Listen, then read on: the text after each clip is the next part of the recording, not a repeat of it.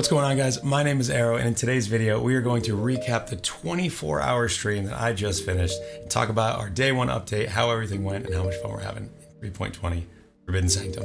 Let's go. So our 24-hour stream was a massive success. We had so much fun. Tons of people came out, a lot of support. I really appreciate all you guys who came and hung out in the stream, subscribed, all that. We had a blast. Day one was amazing. As far as how our launch went, it was so smooth.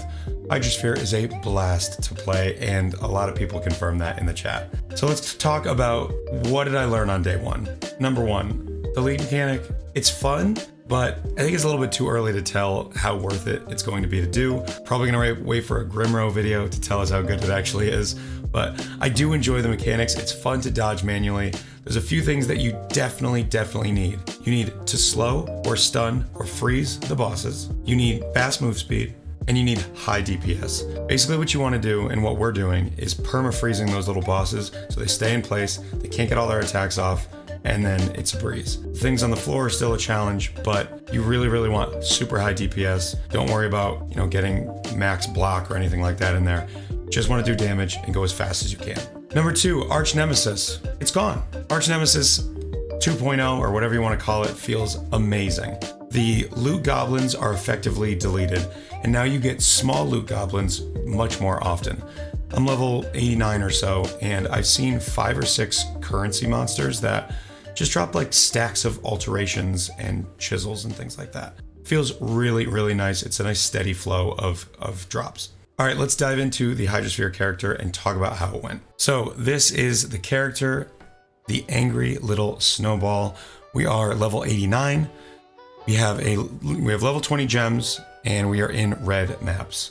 It went incredibly smoothly. I have no complaints at all. We actually didn't even get any of the gear that I planned on getting for day one because things were just going so smooth that I didn't even really need to upgrade. So let's talk about some quick tips that I'll give to people who are still in the process of getting to endgame with Hydrosphere. Number one, the best first upgrade that you can get is this right here. Markup Submission with Frostbite inside of it. This is going to give you a current level Frostbite on every single enemy that you hit. It feels amazing. It's so much damage. The second I put this in, I felt like I got a 6 link, and I really only had a 3 link. The second thing you should look into getting is a Carcass Jack. What I wanted to do was 6 link one that had been corrupted, but when I tried to buy one, there was not only no corrupted ones, but there were no tainted fusings on the market yet. So I said, forget it, I'll 5 link my own, which I did, and it feels awesome. I'm in tier 13 maps right now. It's still shattering. It feels so good. Number 3, shield charge. I felt I was playing a little bit slow with the gear progression that I had, and I could kill everything so fast that it just took me a while to run to the next pack. So a viewer suggested that I go with shield charge and faster attacks, and that feels really good. In order to do that, you need a shield, so we grabbed a +1 cold shield. These are very cheap. This one's got a little bit of spell crit on it, and it feels amazing. So we've got a +1 shield and a +1 scepter. A tip about Ice Spear, don't drop it too early. If you can't kill a map boss very quickly with Hydrosphere and Vortex, then you still need Ice Spear. That's really the only thing you need to worry about when it comes to Ice Spear. The biggest tip that I could possibly give, read the notes. So many people came to my stream and asked me questions that were well explained in my videos or in my notes in the PoE, and I just can't spend 3 minutes explaining the mechanics of Hydrosphere every time a new person comes in. So please, if you're gonna play this build, it is a little bit complex when it comes to the mechanics and how the skills work. So please read it, but once you get it, it's very easy. But you do need to do the legwork first. If you hate Ice Spear while leveling, that's fine. There are alternatives that are less strong, but still viable. So Eye of Winter has been one that people have said good things about. You basically just link it with some crit support, and it has to be cast a few more times, but you don't have to target it as much, and it still will crit a decent amount of the time. If you don't mind Ice Spear, but you can't seem to get far enough away without mobs jumping in between you and your Hydrosphere so it doesn't pierce, just put the Pierce gem in. Let's quickly talk about my gear. I did not get nearly as much gear as I expected to get by 89, but I have a ton of currency, so I need to make some upgrades. And we'll be doing that on stream right after this video. So we played with this scepter for a long time. It's got a tiny bit of multi, a tiny bit of spell damage, +1 cold, and I crafted attack speed on it.